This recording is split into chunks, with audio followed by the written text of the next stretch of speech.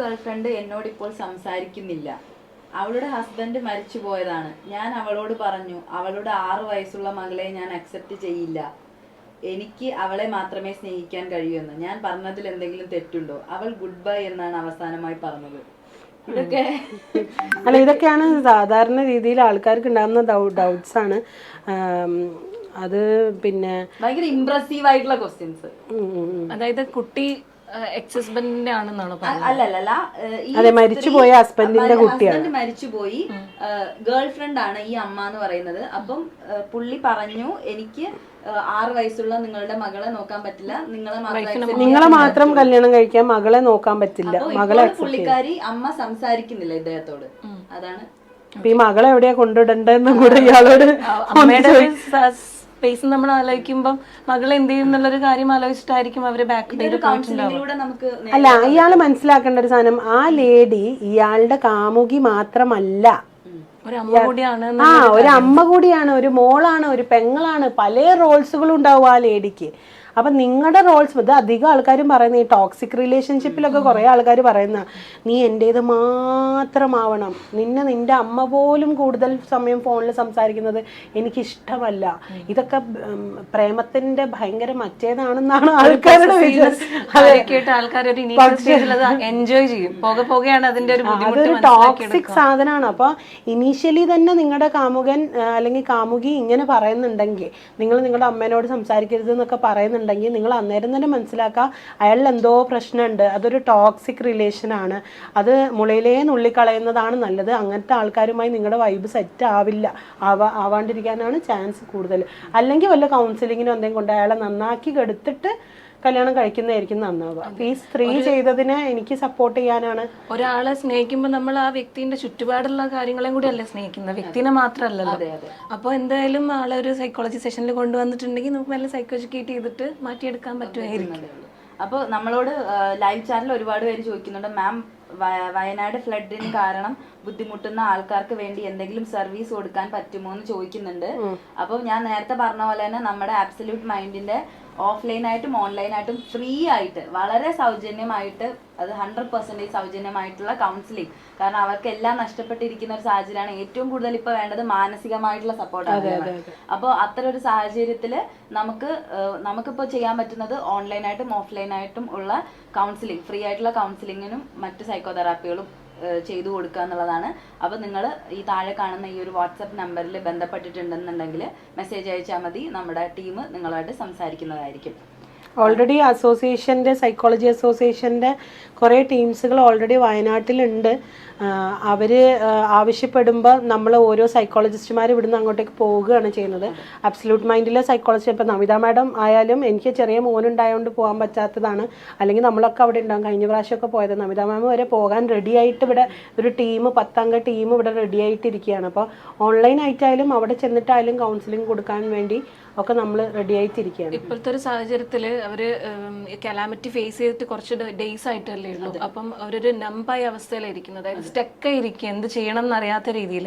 അപ്പോൾ കൂടുതലായിട്ട് നമ്മൾ കൂടെ ഉണ്ട് എന്നുള്ളൊരു ഗുഡ് ലിസണറായിട്ടൊരു റാപ്പോ ക്രിയേറ്റ് ചെയ്തെടുക്കാൻ വേണ്ടിയിട്ട് കുറച്ച് ലോങ് ടൈമിൽ നമ്മൾ കൂടെ നിൽക്കണം അവരുടെ. എന്നാലേ അവർക്ക് നമ്മളുടെ അടുത്ത് എന്തെങ്കിലും ഓപ്പൺ ആയിട്ട് പറയാനുള്ളൊരു സ്പേസ് എങ്കിലും ഉണ്ടാവുള്ളൂ. പിന്നെ ഈ ഡിസാസ്റ്റർ മാനേജ്മെന്റ് എന്ന് പറഞ്ഞു കഴിഞ്ഞാൽ അതിന് സ്പെഷ്യൽ ട്രെയിനിങ് ശരിക്കും എടുക്കണം സൈക്കോളജിസ്റ്റുമാരായാൽ. ഏതെങ്കിലും സൈക്കോളജിസ്റ്റുമാരുടെ അടുത്ത് കൊണ്ടുപോയി നിങ്ങൾ നിങ്ങളുടെ കഥ പറഞ്ഞ് കൗൺസിലിംഗ് ചെയ്യരുത്. അങ്ങനെയൊക്കെ ഉണ്ട്. ഞാൻ എന്തെങ്കിലും ഒരു 3 മാസത്തെ കോഴ്സ് കൗൺസിലിങ്ങിൽ പഠിച്ചതാണെന്ന് കരുതിയിട്ട് നിങ്ങൾ കയറി ചെന്ന് അങ്ങോട്ട് കൗൺസിലിംഗ് ചെയ്യാനായിട്ട് ശ്രമിക്കരുത്.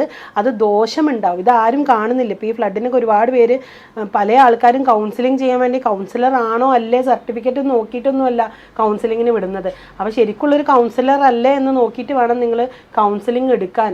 അത് മാത്രമല്ല, നിങ്ങൾക്ക് കിട്ടുന്ന ഇപ്പം ഉള്ള ഈ ഒരു നമിത മാഡം പറഞ്ഞ ഒരു ഫീലിംഗിൽ, ഒരു തരിച്ചു പോയ ഒരു അവസ്ഥയിലായിരിക്കും നിങ്ങൾ ഇപ്പം ഉള്ളത്. ഇപ്പോഴല്ല, കുറച്ച് കഴിഞ്ഞ് എല്ലാം കഴിഞ്ഞ ആൾക്കാരൊക്കെ പോയി കഴിഞ്ഞ് കഴിഞ്ഞാൽ നിങ്ങളുടെ വീടും ഇല്ല, ഒന്നുമില്ല, ആൾക്കാരില്ല, എല്ലാം കഴിഞ്ഞാൽ ആ ഒരു മിസ്സിങ്ങും ആ ഒരു പ്രശ്നങ്ങളും കാര്യങ്ങളും കുറച്ച് കഴിഞ്ഞാലാണ് ശരിക്കും ആ സമയത്താണ് ഇപ്പോഴത്തെ ഈ ഒരു സൈക്കോളജിക്കൽ ഫസ്റ്റ് എയ്ഡ് എന്നാണ് നമ്മൾ ഇതിനെ പറയുക ഇപ്പം കൊടുക്കുന്ന ഈ ഒരു സാധനത്തിന്. പക്ഷെ ഇത് കഴിഞ്ഞതിൻ്റെ ശേഷമാണ് ശരിക്കും ഒരു സൈക്കോതെറാപ്പിക്ക് സ്കോപ്പ് ഉള്ളൂ. അപ്പോൾ ആ സമയത്തായാലും നമ്മൾ ഈ ഒരു ഇപ്പം ഉണ്ടായ ഒരു ഫ്ലഡ് എഫക്റ്റ് ചെയ്ത ഏരിയാസിലെ ആൾക്കാർക്ക് നമ്മൾ ഇപ്പം മാത്രമല്ല ഒരു വർഷത്തേക്കായാലും നമ്മളെ കൊണ്ട് പറ്റുന്ന പോലെ ഒരു സൈക്കോളജിക്കൽ തെറാപ്പീസ് ഓൺലൈനായിട്ട് കൊടുക്കാൻ വേണ്ടി നമ്മൾ തയ്യാറാണ്. കൗൺസിലിംഗ് എന്നതിലുപരി ഇപ്പൊ വേണ്ടത് ഒരു ഗുഡ് ലിസണറായിട്ട് ഒരു ചെവി കൊടുക്കുക ഇത്തരം ഇങ്ങനെ നമ്മായിട്ടിരിക്കുന്ന ആൾക്കാരെ കേൾക്കാനായിട്ട്. അതാണ് നമുക്കിപ്പോൾ പറയാനുള്ളത്. നമുക്ക് ലൈവ് ചാറ്റിൽ ഒരുപാട് ക്വസ്റ്റ്യൻസ് വരുന്നുണ്ട് മാഡം. നമുക്ക് അതിലൊരു ക്വസ്റ്റ്യൻ വായിക്കാം. How can I express anger in a healthy way without harming myself or others? Okay, anger management technique നമ്മൾ എപ്പോഴും പറയുന്ന ഒരു കാര്യമാണ്. അതായത് നമ്മളെപ്പോഴും ദേഷ്യം വെച്ചിട്ട് ഇമോഷണലി റിയാക്ട് ചെയ്യുമ്പോൾ നമ്മൾ ആ ദേഷ്യത്തിൻ്റെ ബേസിലാണ് റിയാക്ട് ചെയ്യുക. ഓക്കെ, എന്താണ് നമ്മൾ വിളിച്ച് പറയുന്നത് അല്ലെങ്കിൽ എന്താണ് ചെയ്യുന്നത് നമുക്ക് അറിയില്ല. നമ്മളുടെ ആ ഒരു ഫ്രസ്ട്രേഷൻ പുറത്ത് കളയാൻ വേണ്ടിയിട്ട് മേ ബി നമ്മൾ സെൽഫ് ഹാം ചെയ്യും, അല്ലെങ്കിൽ മറ്റുള്ളവരെ ഹാം ചെയ്യും.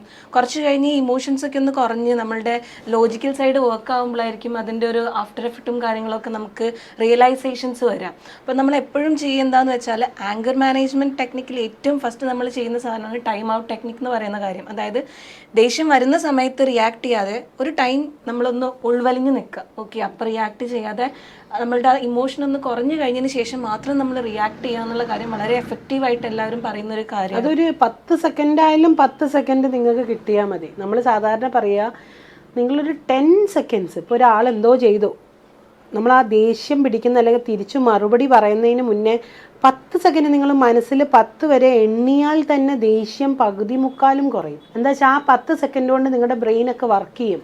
ഞാനത് പറയണോ വേണ്ടേ എന്നുള്ള ആ 10 സെക്കൻഡ് നിങ്ങൾ എടുക്കുന്നില്ലാത്തതിനെ കൊണ്ടിട്ടാണ് നിങ്ങൾ തിരിച്ച് ഷൗട്ട് ചെയ്യുന്നത്. നിങ്ങൾ ആലോചിക്കാതെ, നമ്മൾ പറയില്ലേ, കൈവിട്ടു പോയ ആയുധവും വാവിട്ടു പോയ വാക്കും നമുക്ക് തിരിച്ചെടുക്കാൻ പറ്റില്ല. അത് ഒരുപാട് ബന്ധങ്ങളിൽ വിള്ളലുകൾ ഉണ്ടാക്കിയിട്ടുള്ള സാധനമാണ്. അപ്പോൾ നമ്മൾ ശബ്ദം ഉയർത്തിക്കൊണ്ട് മുഖം ചുളിച്ചുകൊണ്ട് സ്പീഡിൽ സംസാരിക്കുന്നതിനെ നമ്മൾ ദേഷ്യം എന്ന് പറയുന്നത്. അപ്പോൾ ആ ദേഷ്യപ്പെടാതെ കാര്യത്തിന് ഒരു 10 സെക്കൻഡ് എടുത്ത്, കൂടുതൽ സമയമൊന്നും എടുക്കണ്ട, 10 സെക്കൻഡ് എടുത്ത് ആലോചിച്ച് ഉത്തരം പറയാം. ഉത്തരം അയാൾ പറയുമ്പോൾ തന്നെ നിങ്ങൾ ആലോചിക്കാൻ തുടങ്ങുക ഒരു 10 സെക്കൻഡ്.